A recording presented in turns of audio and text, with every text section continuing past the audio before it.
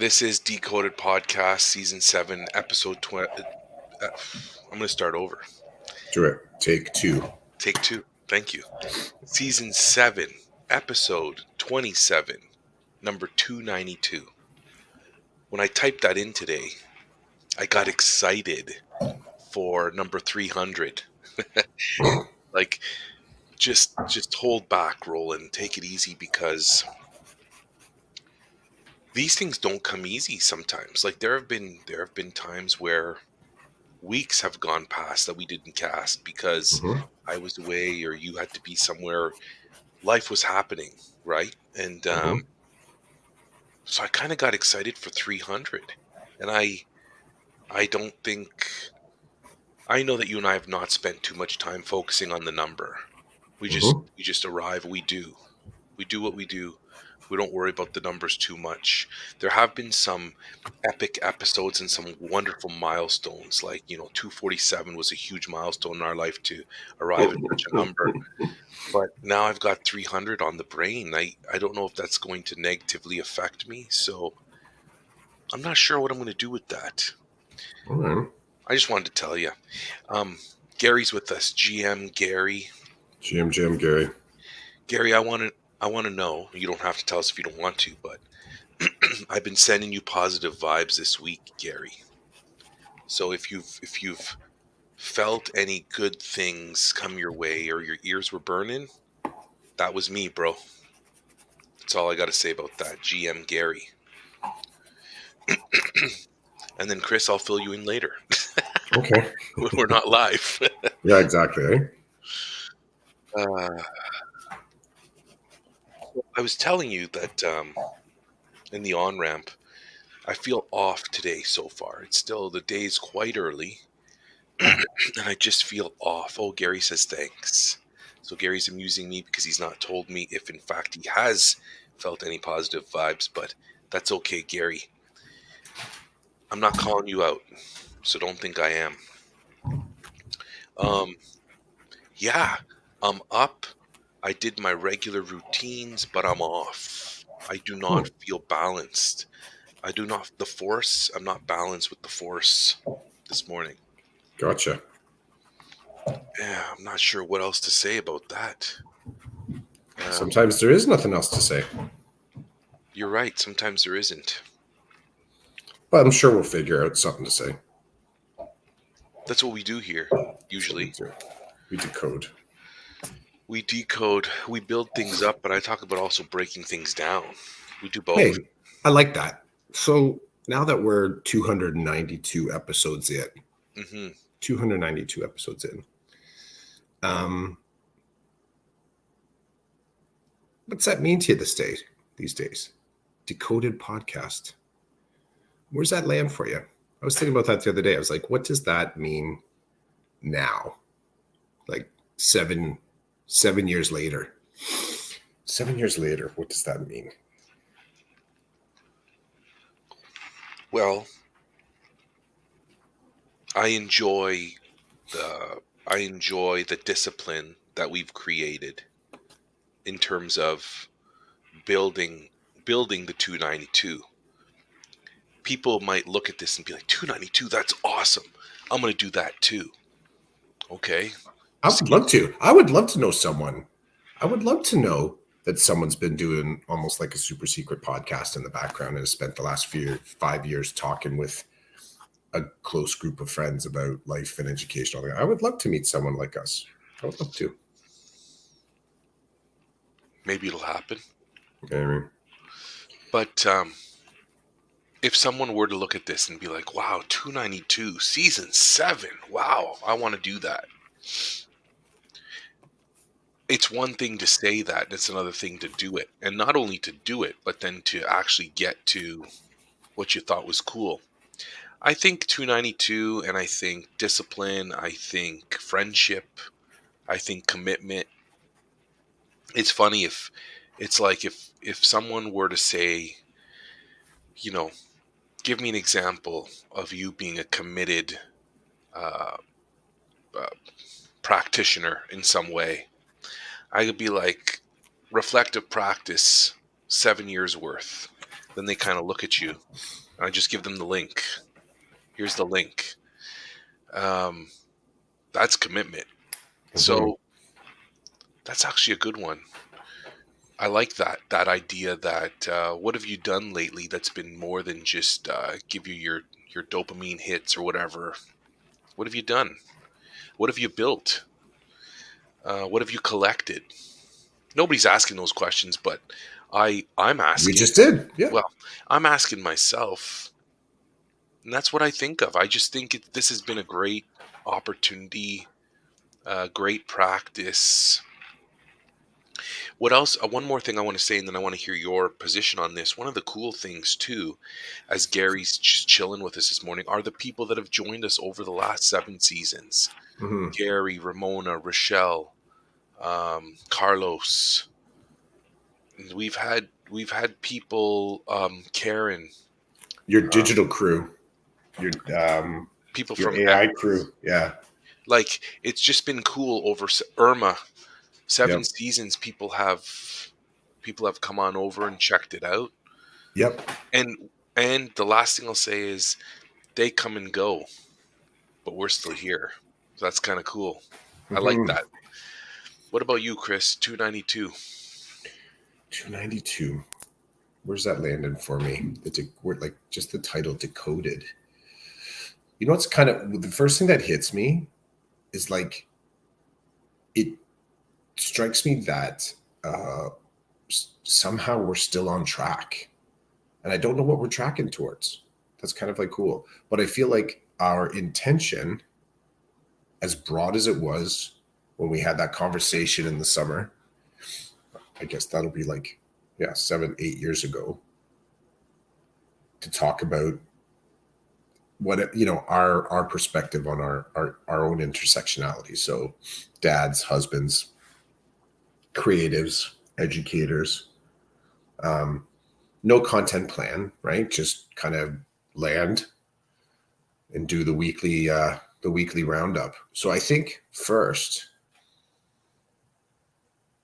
first thing that strikes me is the how remarkable it is that we're still on track and still learning. So that's the first thing.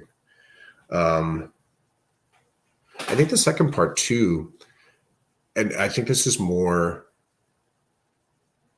I don't know exactly how to shape this, but it's.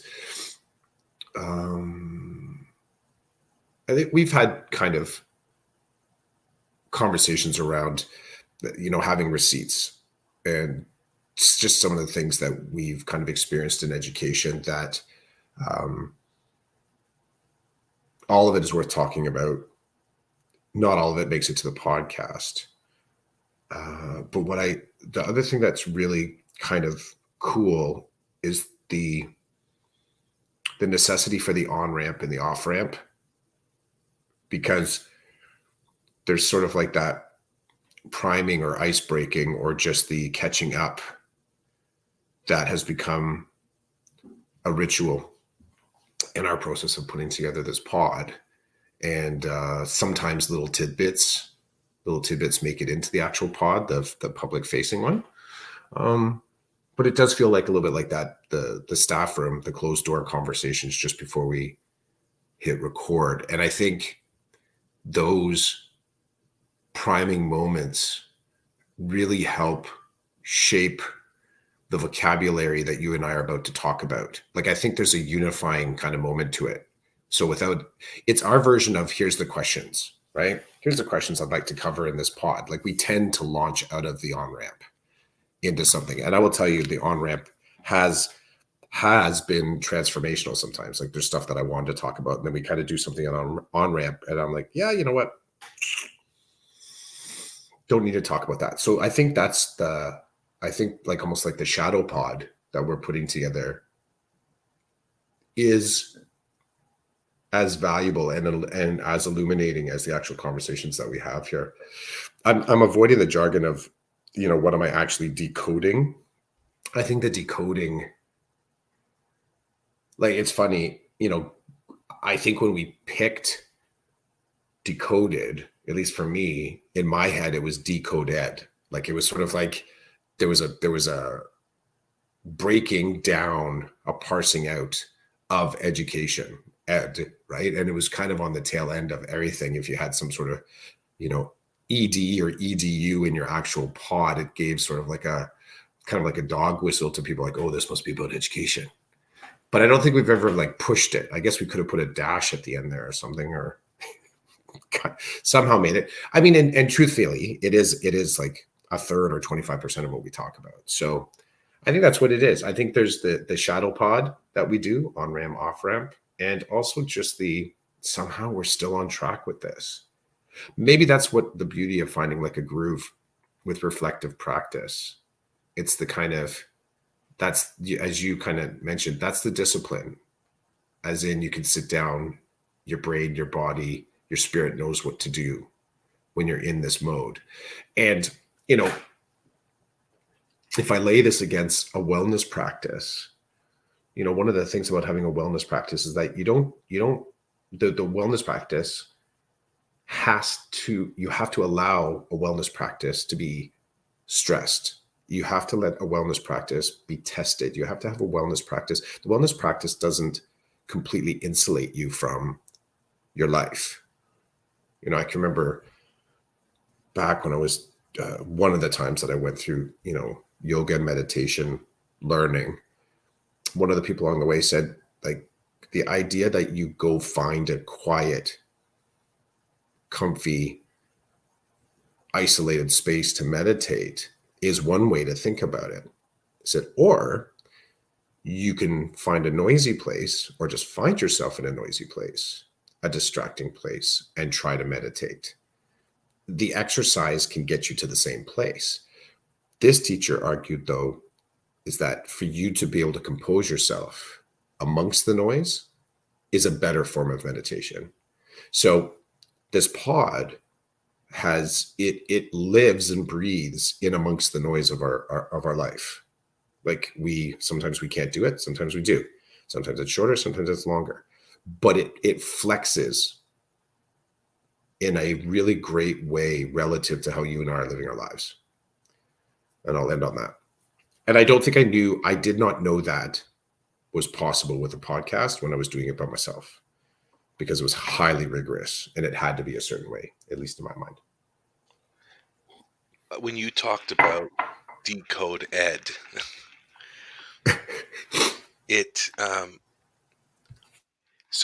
for me, the on ramps, and so we've talked about this before, the idea that it would be awesome for people to hear the on ramp and to hear the off ramp, because that's really, to me, if we're just talking about our work, that's, I think, where I think that we have broken down, we've dealt with the BS, the stuff that we don't talk about with the forward facing podcast.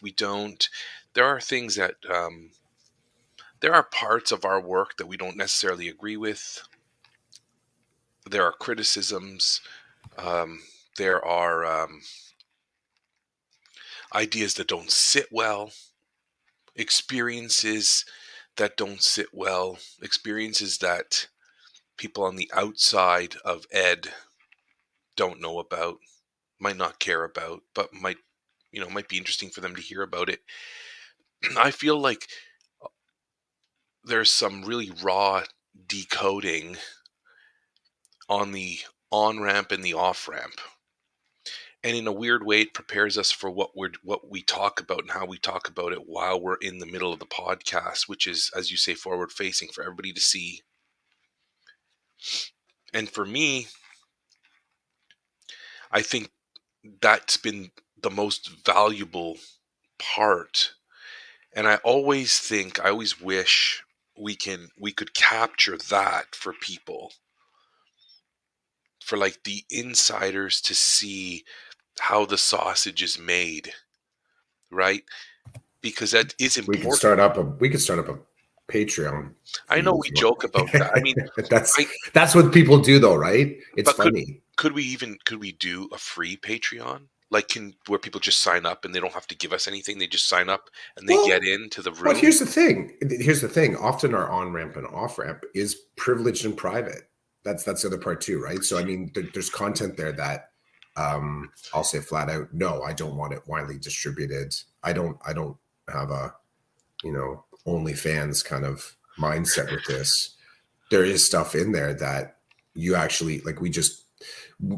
One of the many spaces that you and I communicate, whether it's with our devices or like this via video, there's stuff there that is just for the friendship. Like it's not for wide distribution, and in some cases would jeopardize our work. It would. I mean, just the way that we break down and share um, the ideas, some of the, sometimes the gravel, the stuff that's rubbing us the wrong way, like that's not for public consumption. So then you have to decide: is there a third feed that we're hoping to create? Like we don't have impunity, not yet. Not yet. We'll have to retire before we can actually release the B tapes, right? Yeah, you that's a great point.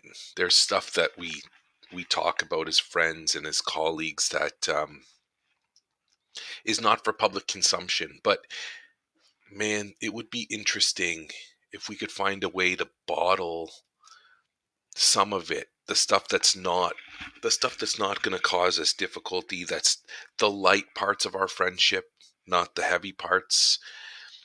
I just There's so much that goes on. I think it's because of the work we do and the things we talk about here. Like, that's part of what makes the sausage so good. I'm going to stick with the sausage theme. Nobody wants to see how it's made because it's dirty, it's gross, it's not palatable. But that's where you and I find ourselves often with our back and forth conversations on a number of different mediums. We're on the floor in the factory and there's friggin' meat everywhere and casings, and we're just like, what's going on? This would happen today, or this is what's happening to me right now. And then we're like, okay, it's Saturday morning. Let's step into that office area with the equipment.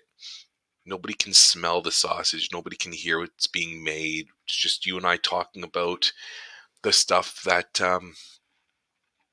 we can still reflect and not provide people with the super top secret type stuff that might lead us to some jeopardy with respect to our employment and other personal stuff that we just don't want to, that other people don't need to know about our lives or who we are, what we do.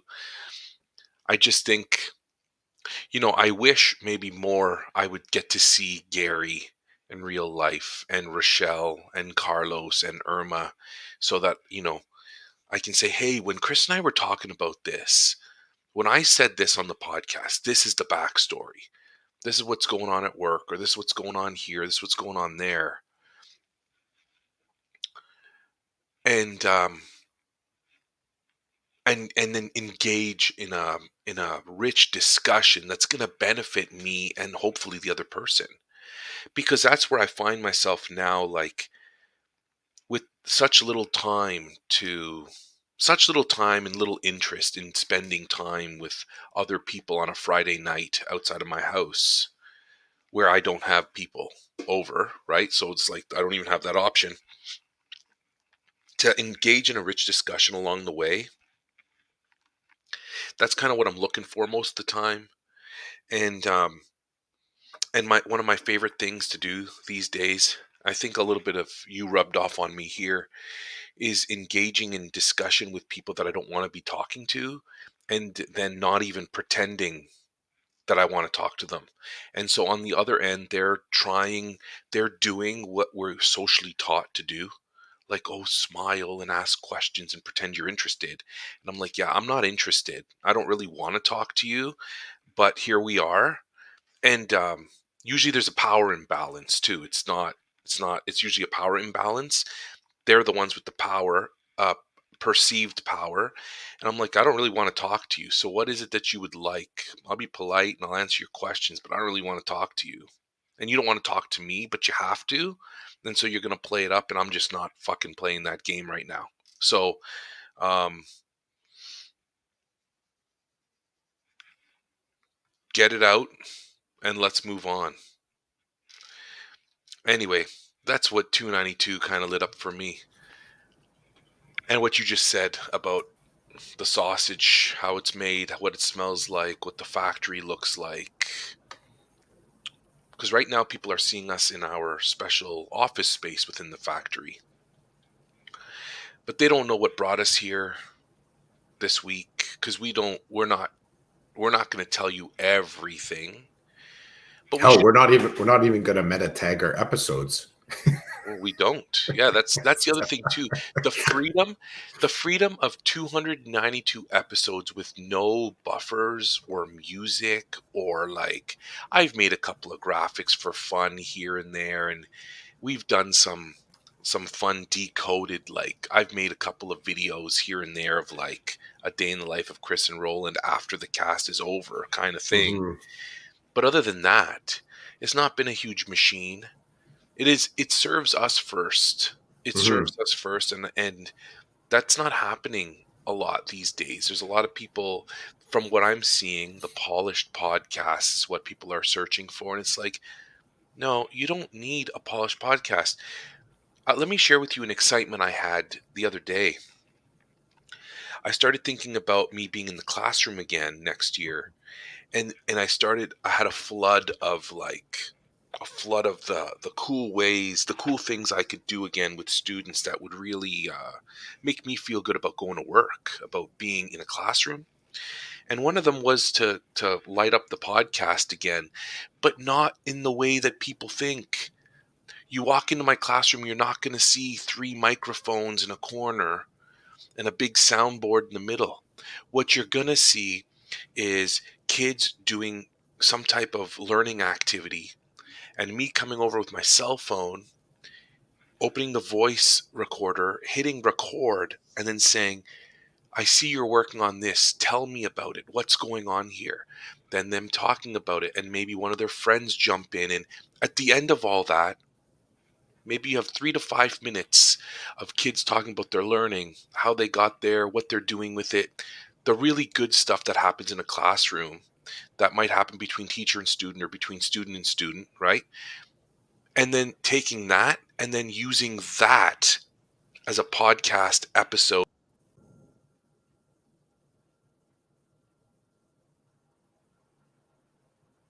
Well, ain't that interesting? I don't know what happened there. All I said is, well, ain't that interesting? So anyway, take that and then throw that on the internet, and hey, check out this podcast that my students did about number sense in mathematics. Mm-hmm. That lit me up. That lit me up. Not the corner table with all this equipment for kids to sit down and do. Yeah, sure, they can do it like that too. They can, but in my world, it's as simple as just putting the phone down in front of them, getting them to talk. Mm-hmm. And then not only putting that on the net, bringing it back to the whole class to say, hey, listen to this. Listen to what Jimmy and Janine were doing with this topic the other day. What can we get from that?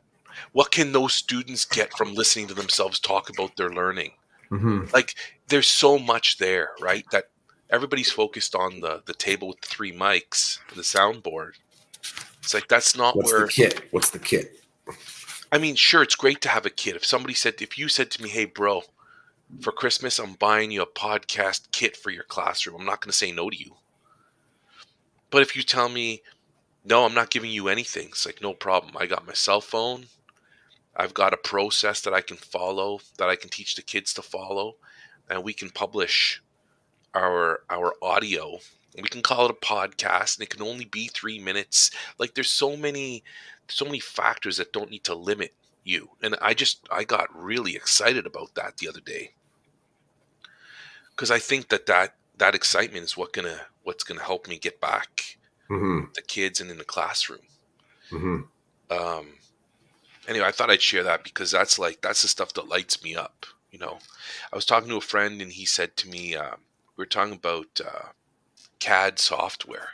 Mm. He's like, are you familiar with CAD software? And I said, well, like, as a rookie, yeah. And he's like, what do you mean? And I told him, well, I used to use Tinkercad all the time with 3D printing stuff. And he's like, yeah, it's the same idea, blah, blah, blah. And he's telling me about his work. And then he's like, tell me more about what you did with it. And I tell him, he's like, you did what?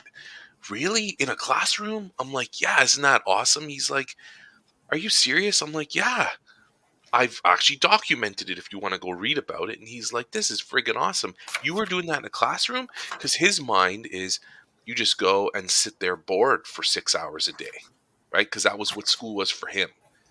I'm like, no, man, it was a little bit different in my class. I was super pumped. Most of the kids were super pumped. Most, not all. I always need to remember that, right? Not Yeah, all yeah, kids are interested in that, and you got to find something to get them engaged too. But it's true. it was good. Gary jumped in and Gary said 292 invitations to engage and reflect. He thanks us. We thank Thank you. him. He also said openness.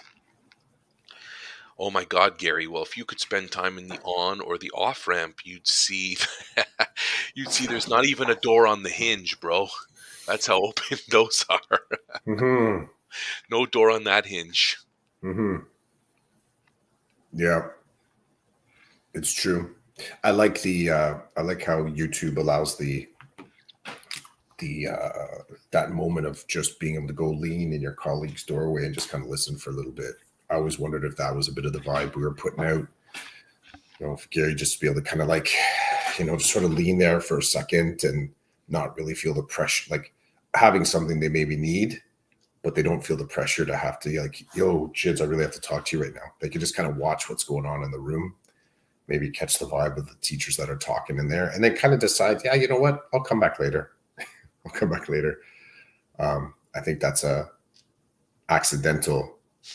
I think it's intentional in the way that you and I talk about stuff, but I think it's sort of just an accidental, cool symptom of people being able to, like you say, kind of drop in, drop out, get what they need from us chatting on Saturday mornings, and just kind of go on with their day.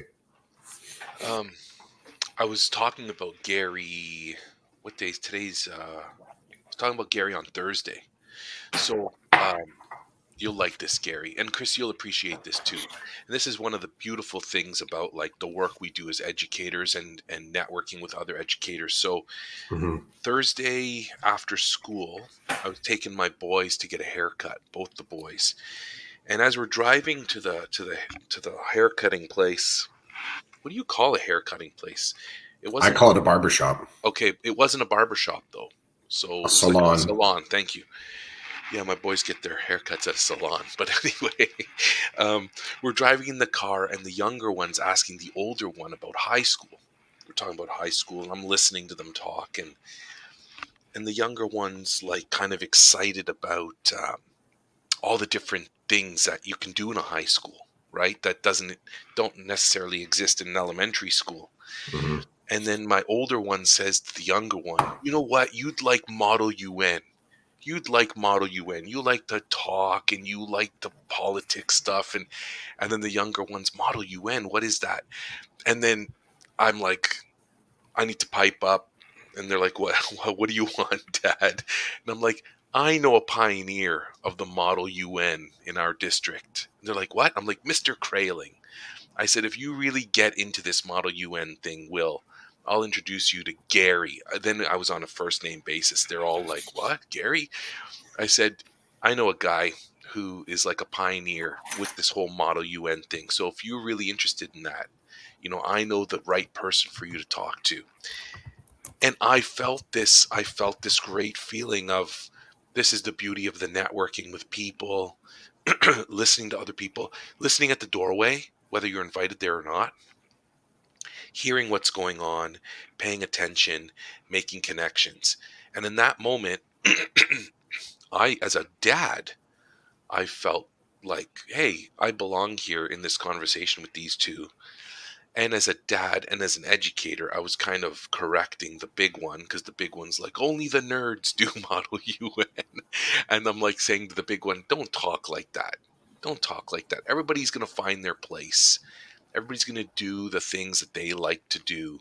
And if high school can offer more of those things, then it's great because then everybody has a place, right? Everybody can go somewhere and enjoy something while they're spending their days in these buildings learning. So I just wanted to throw that out there, that I was like, it was cool for me to make the connection. And I know Gary, it doesn't, giving you a shout out to a 17-year-old and a 13-year-old doesn't get you much clout, but I got to tell you, I was super pumped to say, I know a guy. I know a guy. He's the pioneer in our district. I can hook you up with a talk with this guy if you really want to know more about Model UN. Do you guys do that in your school board, Chris? Do you guys have a Model UN type club or initiative? First time I'd ever heard about it was actually on here. Oh, Thank you, Chids and Gary, for bringing that to my hard drive. I haven't heard of it in my school board. oh, I'm surprised. Yeah, I haven't heard of it. I haven't heard it pop up. Sounds like a thing that we should have. But yeah, I have not heard of it prior to you folks talking about it.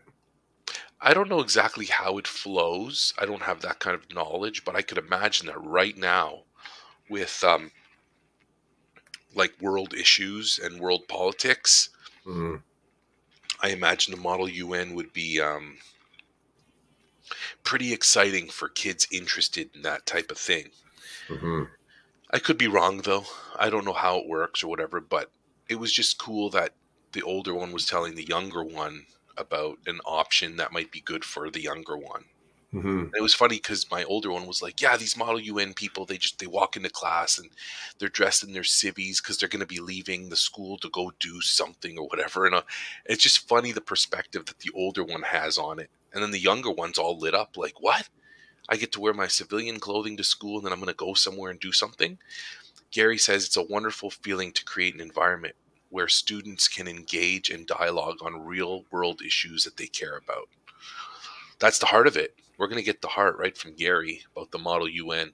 Gary, is the Model UN initiative governed by something outside of the district? Like if Chris's people wanted to do this in their school, where would they go to get information on how to build Model UN like a clubs? provincial body, or Yeah, is it? I imagine the structure. Yeah, different versions, I'm sure, exist in different mm, districts. Yeah, that would be cool if there was something Gary. bigger. Yeah, if Gary could throw me a link or two, what would be considered good core material to start thinking about that. In a similar, not same, parallel kind of approach, I'm one of the teacher mentors for student council for next year. So, you know, some of the things that I'm interested in, I'll say personally, just in what is in my operating system for helping to build better little humans. Um, the equity portfolio, and as Gary kind of pointed out, getting kids to talk about things. There's an interesting line there about getting creating a space where the kids can talk about stuff that they care about. But I think there's also there's a demonstrative element as well, as in how do you sort of like get them to lens and look at the world to find things that they care about. So it's kind of like that. How do you get them looking outside their computer, or get them looking outside their small circle of friends, and noticing the goings on around them, such that they would actually care about more, like to give them a broader menu of things to kind of pay attention to. And sometimes it's directing their gaze, right? So I like trying to find that balance. So opening up the space, and then also as a teacher directing their gaze towards things that are happening around them. This reminds me of when I was running TED Ed clubs at one of the schools I worked at, and the the big idea behind it for me was that the kids got to talk about something they cared about. So Yep. it wasn't Model UN style, but it was like, what is it that you're passionate about, or what is something that you're really into that you feel you want to share? Because when in initial meetings the kids were like, I don't know how I'm going to stand up in front of all of you for 5 minutes and talk about something. It's like, yeah, when you think of it that way, it's not the most comfortable feeling. But when you think about what is it that you're passionate about, what is it that you really that irks you or that interests you that you want to share with other people.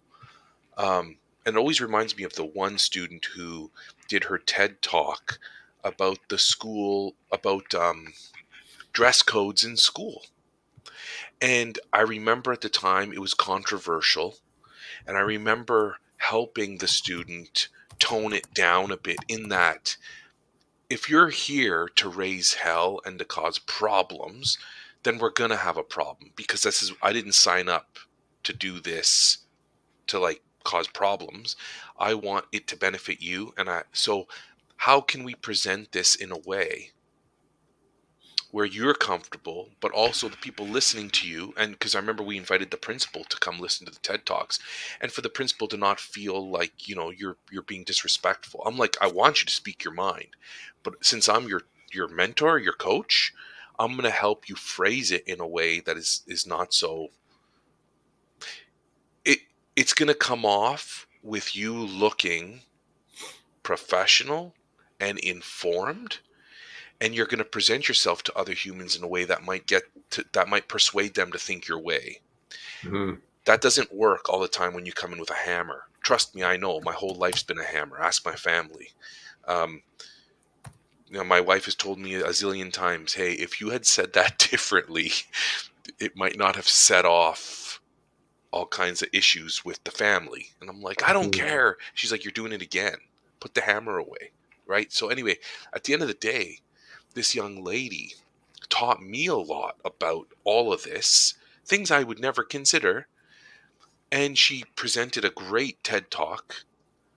And to this day, like whenever I think about the TED Ed Club, I think of her and how she took a very controversial topic at the time and was able to present it in a way that got us all thinking, got the staff thinking about it.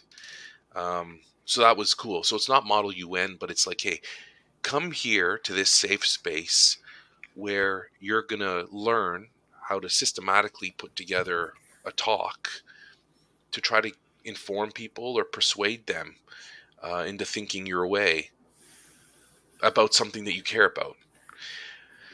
Gary said there are events everywhere. I have lots of resources that I would love to share. Gary also said that he was approached by students with a request, and that was the start of his learning.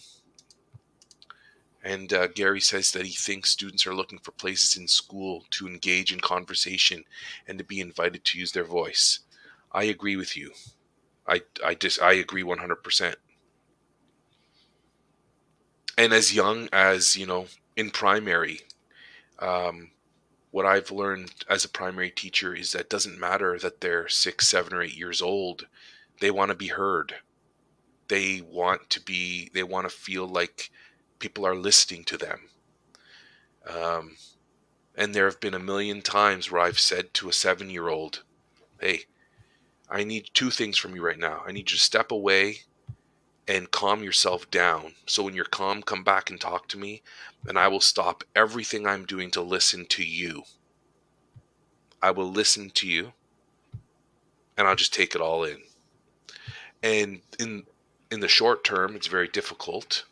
But in the long term, then the kids are like, no, Mr. C will listen to you. You just stop yelling and screaming and crying. Go do that somewhere else and it's like, no, go ahead and cry if you need to do it. But we can't have a conversation while you're like that. Or I'm pissed off. Well, it's not going to work. So go and then return. And, you know, you get that reputation. Hey, that guy, he'll listen to you. Don't Mhm. be rude or disrespectful. He'll listen. You just need to be in the right place to make that happen. And then what's worse is there are people with the reputation of they won't listen to me. I'm not going to go talk to them. They won't listen to me. They've already proven time and time again they're not going to listen to me. They're just going to hammer me and they want all this to be over without understanding what's going on. I'm like, I don't know about other people. I just need you to do these two things. Come back, see me, and we'll talk and I will listen. So I agree with Gary on that note. And you, Chris, jumping into the student council stuff.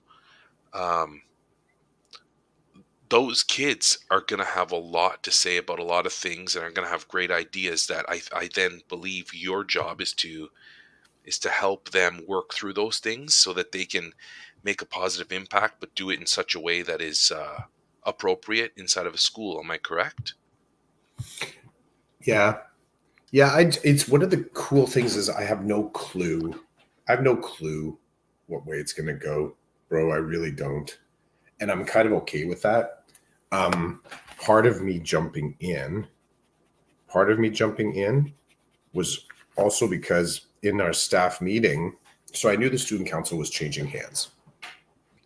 Um, the person that currently has done the last few years, they picked it up during COVID teaching. I think 2021 they picked it up, and I think it's been the single teacher kind of running it. So as I get to know the culture of the school, I'm kind of observing how different clubs, different people, like just all the intersections, all the layers. And I think the teacher that's currently running is just ready to kind of like pass it along. So as I'm standing there in the staff meeting, they mentioned this, that it's going to be changing of the hands, the thank you for all your support kind of stuff. And one teacher, and then it basically, the teacher that's currently running it says, and this other teacher is going to be taking it over. And I think to myself, like in the past, I've been involved with 2 other student councils. Like it can't be like a single teacher project. It's too much. There's actually too much stuff there to manage. So I'm directly across from this other teacher. Like they're at 9:00, I'm at 3:00 in the room, and I have my laptop in front of me, and I blast them an email, and I'm like, I'm in. I'll help out for sure. I said, I'm in full. I said, this isn't me. Like, I'm not your like sidekick. I'll go 50-50 with you on this. And I see them just look up from their laptop, and from across the room, they're giving me, like big thank yous, a little bit of a sigh of relief. But I really don't know enough about the school to know what I've agreed to. I don't. And I think we talked about this maybe the last episode, or it was in our polos or however else we're communicating, is about having just enough information to jump in and go for it.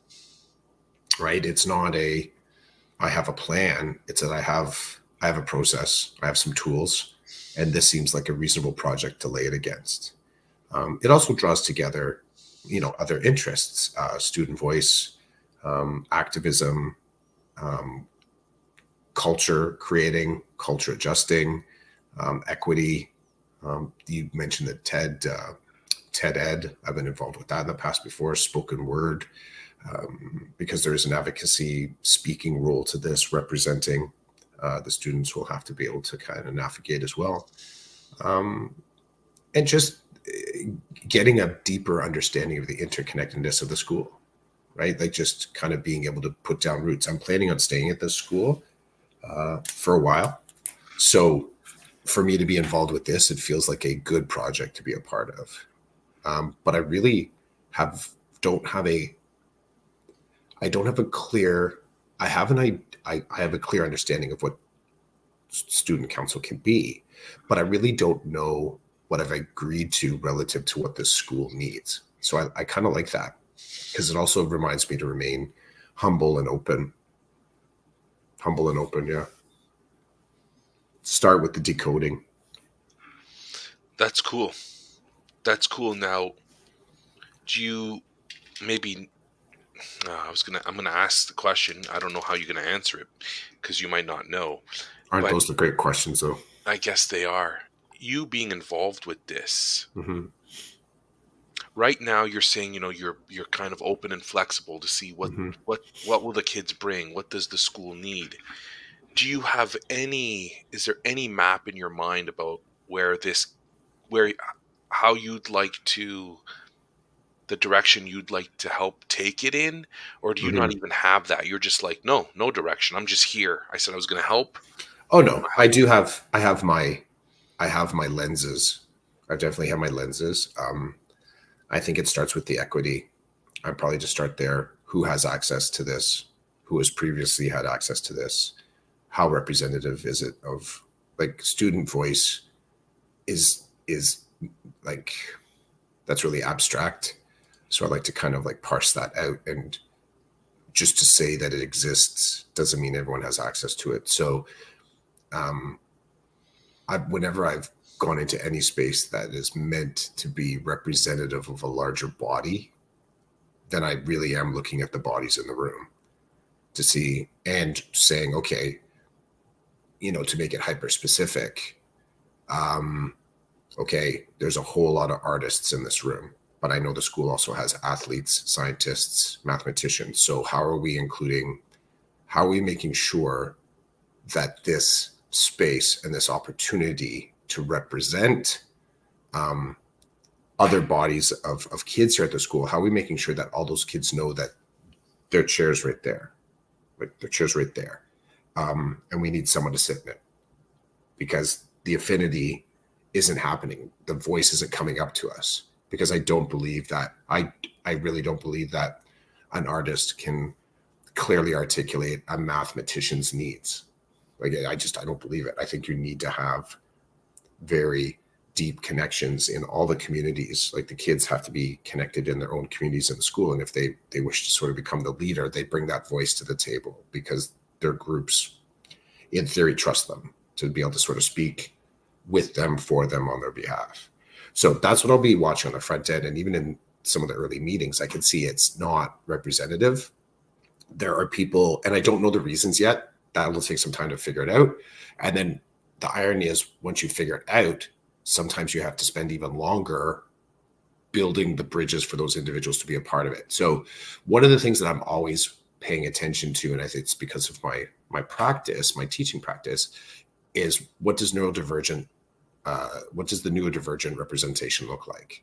So students from the community classrooms, students with IEPs, students that are, doing special education, and these are all just kind of different intersectionality. But I can say that to focus on lifting that vibrancy a little bit, I always appreciate how it dismantles and slows down conversations in a really rich way, because now we have to consider factors that we had the luxury of ignoring in the past. For example, last year the school had a dance. First time they had actually had a dance that were represented by the student council.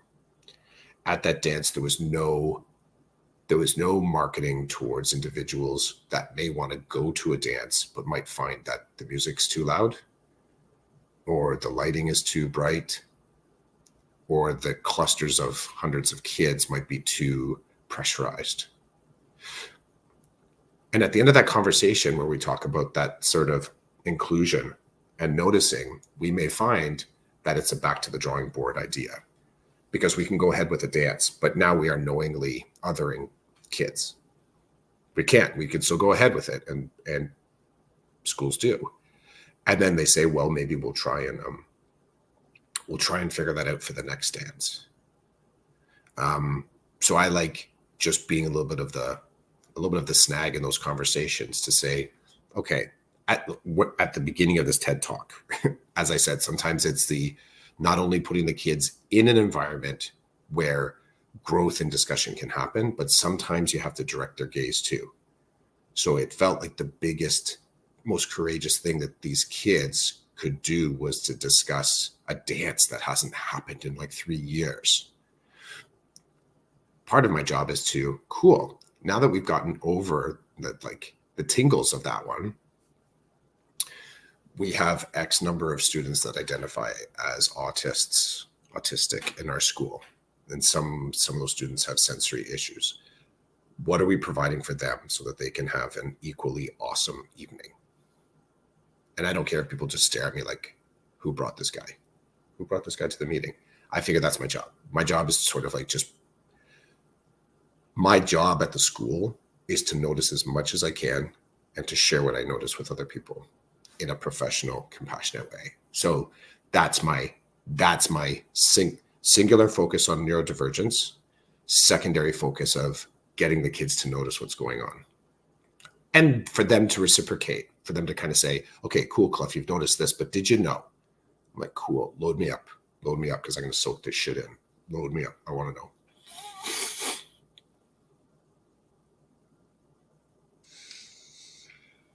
Good stuff. We'll see. We'll see. Season 8, episode 27, 392, whatever number we're at. I may be saying, yeah, it didn't turn out so well. We'll have to wait and see. Yeah. Yeah, it did not turn out. It did not. It did not. I'm still working on it. Still trying to figure stuff out. They've put me in the corner. So They've put me in the corner. yeah, I've been benched. How many staff members help with this? So there's 3 of us now. I reached out to another person, like, I need you on this. And they're like, for you? I said, okay, we'll start there, but there's going to be work. Like, don't do it, right? I don't need anybody doing it for me. That's okay for me to say, I need you here because I need your connections. That's what I said specifically to them. I said, you have a connection to specific cohorts of kids here at the school that your voice is, I need you there because I need you as a colleague. They're a friend as well. I said, but also so that you're representing. I had said that we need 4 teachers to run this. I think I would actually prefer there to be 5 or 3, but if we do 4, that means our VP can be the tiebreaker if we are, as the teachers, caught not knowing what to do next. So if we have 4 teachers, VP can do the tiebreak. If we have 3, then just between the 3 of us, and then the VP comes just an advisory person. That's cool. Very cool. How's the art for today?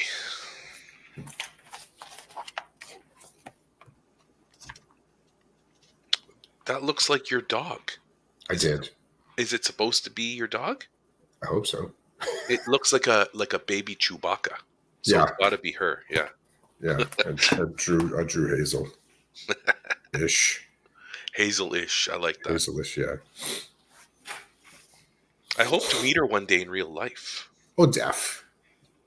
You know, whenever you swing up this way for food, for sure. Do I have to be prepared? Like, will she like jump on me, or is she more like hard to tell? Oh, well, because part of it is she's always happy to meet humans. She does have that superpower of kind of bouncing up, but she does also respond to the sit and down and off. But all I'll say is, like, as a 7-month-old puppy, like, she's going to be puppy for the next year to 2 years. Right. So really what it comes down to is, like, I would make it equivalent to any kid with strong ADHD is trying to do well, and they do understand English and they do understand the rules of engagement. But if they're like hopped up and, focused on a thing, it takes them a little while to transition out of that, or even to sort of, grab that executive function. So she really doesn't have access to full executive function yet. So there's a high likelihood she will probably jump up to you. Yeah. Is that what she normally does when she meets a new? How often has she met a new person? She meets people out on the street. Okay, but you're holding her back and stuff. Yeah. Oh yeah, I'm not like, go get them. No, I'm working to try and calm her, but like, she'll be sitting there and she'll just be like tails slapping, and she'll be like whining, like she wants to just get close to you, like she just wants to please and lean up against your leg and get a scratch. Very, very socially motivated. Again, much like ADHD. So right. Yeah. That's funny, because I'm just thinking of my rabbit. That is the complete opposite, right? Like, he's like, leave me alone. I need to hide. You're danger.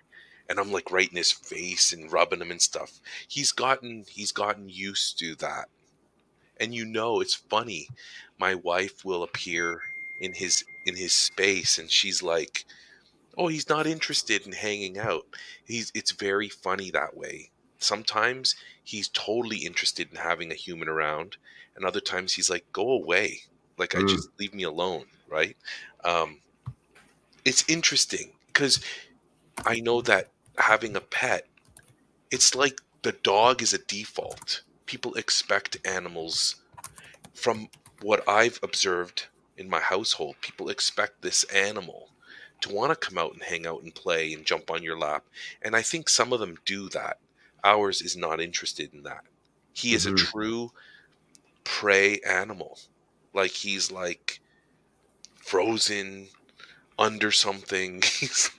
Because I guess he looks at me and he's like, what is this ferocious monster coming to do? And so when I do get on his level and I do kind of get to scratch him, and he lets me put my hand under his chin, which is a big no-no for them.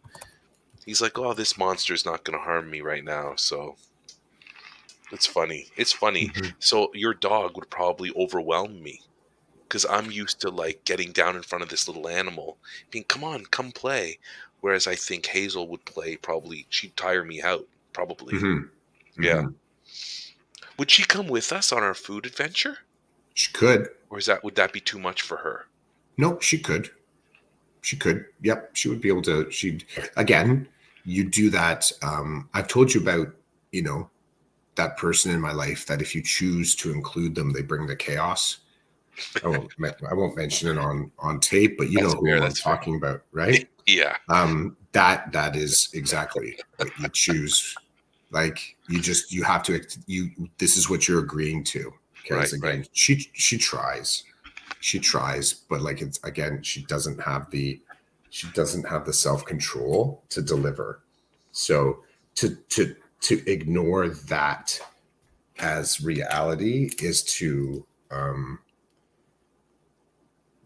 ignore that as the reality is to actually almost be kind of irresponsible, I get it. right?